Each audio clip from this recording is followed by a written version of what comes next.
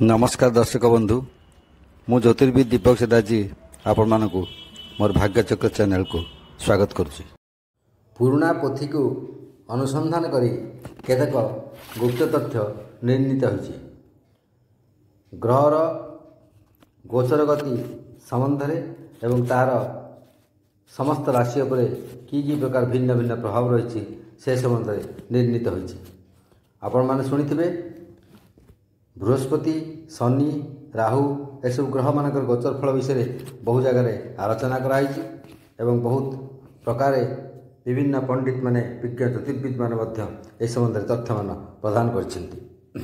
अथच केतु गोचर संबंध में विशेष फलाफल आप शुणी थे, कारण केतु गोचर फलाफल विशेष से भाई भाव लिखित होना कौटे प्रायतः केतु को कुजवत माने मंगल भली फल दिए बोली से तार फल को एतटा प्राधान्य दि जाए। मात्र केतुर मध्य स्वतंत्र फल रही गोचर फल। तेणु 18 मे रु जो राहुंकर चलन है मीन राशि कुंभ राशि चलन है से समय केतुंकर मध्य कन्या राशि सिंह राशि को गोचर भ्रमण हो तो से संबंध में जो स्वतंत्र फल से संबंध में आसता आम आलोचना करवा। केतु महाग्रह जो अवस्थान करथांती जो रही था गोचर भ्रमण समय सेठारे प्रायतः राहु सहित 18 मास रही था। राहु जो भाव में सप्तम राशि 18 मास रहे, केतु राहुंकर सप्तम राशि 18 मास काल भ्रमण करेंगे। यही समय विभिन्न फल विभिन्न राशि को देते। तेबे केतु जो अवस्थान करथांती जो राशि ठारू केतु तृतीय षष्ठ दशम एवं एकादश स्थान अवस्थान करते से समस्त शुभ फल प्रदान करते और अन्य प्रति अशुभ फल सब रही है। यही क्रम आम राशि भेद देखा। तेबे केतु गोचर प्रभाव ये द्वितीय भाग में आम सिंह कन्या तुला बिछा ये चारोटी राशि केतु गोचर प्रभाव किपर से संबंध आलोचना करिया। प्रथम देखा सिंह राशि कथा। सिंह राशि प्रति प्रथम घर जन्म घर केतु अच्छा से सिंह राशि केतु अवस्थान कर तेणु ताहा शुभंकर नुहे। तेज कौन कौन फलाफल से सिंह राशि देखा। आत्मा प्रति अतिरिक्त जड़ित हो निजे आत्मकैंद्रिक होगा भाई व्यवहार करेंगे। केवल निज कथा चिंता करेंगे जहाँ स्वार्थपरता बोली कहुए और अन्य विषय विशेष भाव्यर देखा जाए ना। भावना चिंता शक्ति यू आस्ते आस्ते क्षीण होगुड़िक कलुषित हो प्राय भल भावना मन आसो ना। प्रायतः अशुभ भावना बा अशोभनीय भावना गुड़िक मन मध्य प्रायतः प्रवेश कर निद्रा रे व्याघात घटो। ज्ञान आस्ते आस्ते कमिज।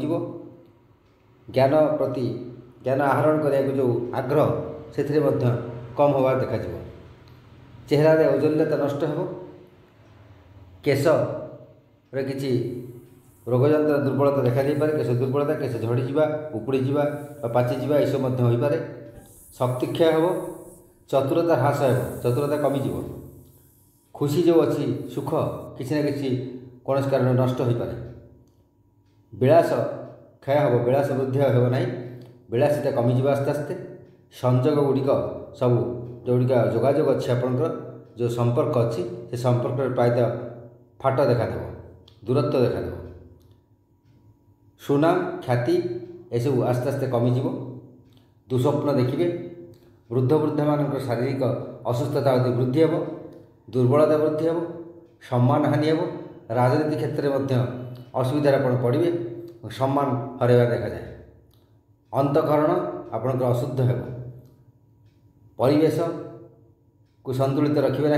तेणुक विभिन्न प्रकार असुविधा आप पड़े। रोग वैराग भोग कर व्यक्तित्व ह्रास हो।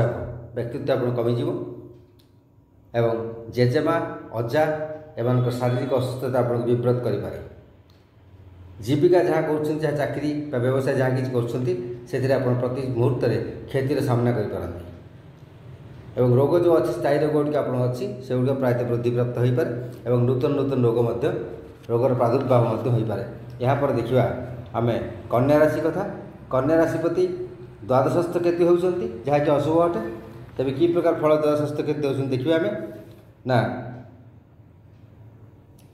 आपणकर व्यय वृद्धि हो। शଯ୍या सुख नष्ट हो। चेतना शून्य हे ଆପଣଙ୍କ ଚେତନା ଜାଗ୍ରତ ଚେତନା ଶୂନ୍ୟ ହେବେ। ପ୍ରାୟତଃ ବିଷୟରେ ଆପଣ ବିଶେଷ ଭାବରେ ମୁଣ୍ଡ ଖେଳାଇବେ ନାହିଁ ବା ଆପଣଙ୍କର ଅନ୍ତଃକରଣ ବିଶେଷ ଭାବରେ ଶୁଦ୍ଧି ହେବ ନାହିଁ, ଯାହାଫଳରେ କି କୌଣସି କଥାକୁ ଡିପ୍ଲି ଆପଣ ଚିନ୍ତା କରିପାରିବେ ନାହିଁ। ବିଦେଶ ଯାତ୍ରା ଯଦି ହେବାର ଥିଲା ତାହା ବ୍ୟାହତ ହେବ। ବିଦେଶ ଯାତ୍ରା ହୋଇପାରିବ ନାହିଁ। ଆଗରୁ ଯେଉଁ ପ୍ଲାନିଂ କରିଥିଲେ କ'ଣ କ'ଣ ଯିବେ ବୋଲି ବିଦେଶ ଯାତ୍ରା କରିବେ ବୋଲି କୌଣସି କାରଣରୁ ତାହା ବ୍ୟାହତ ହୋଇପାରେ, କଟିଯାଇପାରେ। ଋଣ ଭାର ବୃଦ୍ଧି ହେବ ଏବଂ ହଠାତ୍ କରଜ ମଧ୍ୟ ନୂତନ ଭାବେ କରିପାରନ୍ତି। କରଜଦାତାଙ୍କ ଚାପ ଦିନକୁ ଦିନ ବଢ଼ିବ, ଯାହାକି ଅତିଷ୍ଠ କରିବ ଆପଣଙ୍କୁ। ବିନିଯୋଗ ଯଦି କେଉଁଠି କରିବାକୁ ଯାଉଛନ୍ତି ତେବେ ସାବଧାନ ରୁହନ୍ତୁ। ବିନିଯୋଗ କଲେ ସେଠି ଆପଣ ଲସ୍ ହୋଇଯାଇପାରେ। ଟୋଟାଲ୍ ଆପଣ ଯେଉଁ ପଇସା ବିନିଯୋଗ କରୁଛନ୍ତି ସମ୍ପ୍ରଦାୟ ଠକାମିରେ ପଡ଼ିପାରନ୍ତି ବା ବୁଡ଼ି ଯାଇପାରେ ବା କୌଣସି ପ୍ରକାର ସେଗୁଡ଼ିକ ନଷ୍ଟଭ୍ରଷ୍ଟ ହୋଇଯିବ। ଅବୈଧ ସମ୍ପର୍କ ବୃଦ୍ଧି ହୋଇପାରେ। କୌଣସି ସହିତ ଅବୈଧ ସମ୍ପର୍କ ଏବଂ ସେ ସମ୍ପର୍କ ଆପଣ ସାବଧାନତା ଅବଲମ୍ବନୀୟ। ଆପଣ ବିପଦରେ ପଡ଼ିପାରନ୍ତି, ମର୍ଯ୍ୟାଦା ହାନି ହୋଇପାରେ ଏବଂ ସମ୍ମାନ ହାନି ହୋଇପାରେ। ନିନ୍ଦା ଅପବାଦର ଶିକାର ହେବା ଦେଖାଯାଏ। ସେଥିପ୍ରତି ସାବଧାନ ରୁହନ୍ତୁ ଏବଂ ବ୍ୟୟକୁ ସନ୍ତୁଳିତ କରନ୍ତୁ, ନଚେତ୍ ଆୟ ଠାରୁ ବ୍ୟୟ ଏତେ ପରିମାଣ ବଢ଼ିଯିବ ଯେ ଯାହାକି ଆପଣଙ୍କୁ ଅତିଷ୍ଠ କରିବ ଏବଂ ଆପଣଙ୍କୁ ଟାଣଟୁଣ ପରିସ୍ଥିତିରେ ପ୍ରାୟ ସମୟରେ ଆର୍ଥିକ ଟାଣଟୁଣ ପରିସ୍ଥିତିରେ ପକାଇବ। ଏବେ ଦେଖିବା ତୁଳାରାଶି କଥା। ତୁଳାରାଶି ପାଇଁ ଏକାଦଶସ୍ଥ କେତୁ ହେଉଛନ୍ତି ଯାହାକି ଶୁଭଫଳ ଦାନ କରିବେ। ଏକାଦଶସ୍ଥ କେତୁ କ'ଣ କ'ଣ ଶୁଭଫଳ ଦାନ କରୁଛନ୍ତି ଦେଖିବା ନା, ଆୟ ବୃଦ୍ଧି ହେବ।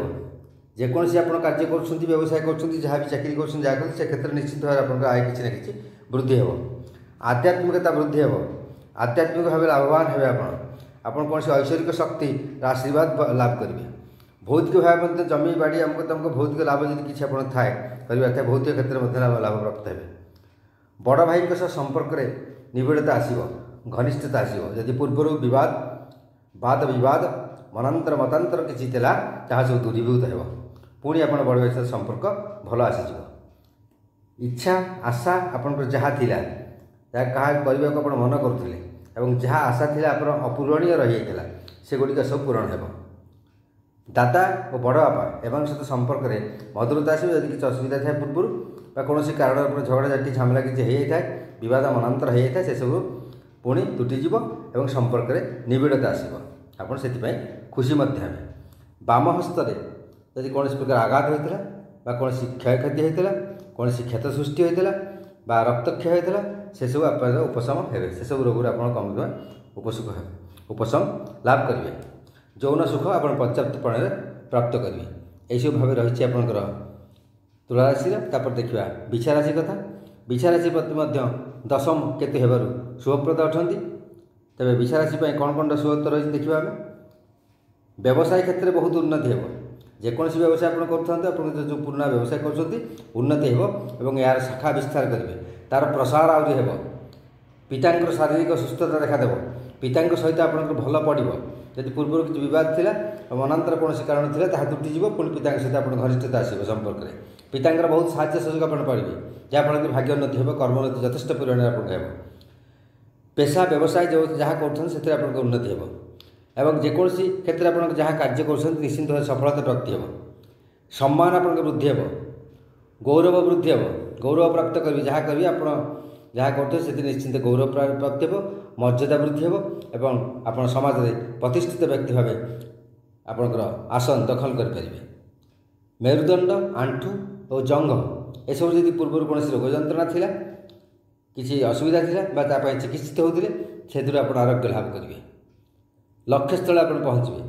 ଯେକୌଣସି କାମ ପାଇଁ ଆପଣ ଲକ୍ଷ୍ୟ ରଖିଥିଲେ, ବହୁତ ଦିନ ଧରି ସେଥିରୁ କରିଆସୁଥିଲେ କାର୍ଯ୍ୟ ଏବଂ କିନ୍ତୁ ଲକ୍ଷ୍ୟସ୍ଥଳେ ଠିକ୍ ଭାବେ ପହଞ୍ଚି ପାରୁନଥିଲେ, ସଫଳତା ପାଇପାରୁନଥିଲେ, ସେଥିରେ ନିଶ୍ଚିତ ଆପଣ ସଫଳତା ଲାଭ ହେବ। ଏହିଭଳି ବିଛାରାଶି ପାଇଁ ଦଶମସ୍ଥ କେତୁ ବହୁତ ଶୁଭ ଫଳ ପ୍ରଦାନ କରିବ। ତେବେ ଏହାର ପରବର୍ତ୍ତୀ ଯେଉଁ ଭାଗ ରହିଛି, ତୃତୀୟ ଭାଗ ଶେଷ ଭାଗରେ ଆମେ ଧନୁ, ମକର, କୁମ୍ଭ, ମୀନ ଏହି ଚାରୋଟି ରାଶି ଉପରେ କେତୁଙ୍କର କି ପ୍ରଭାବ ରହିଛି ଆଲୋଚନା କରିବା। ନମସ୍କାର।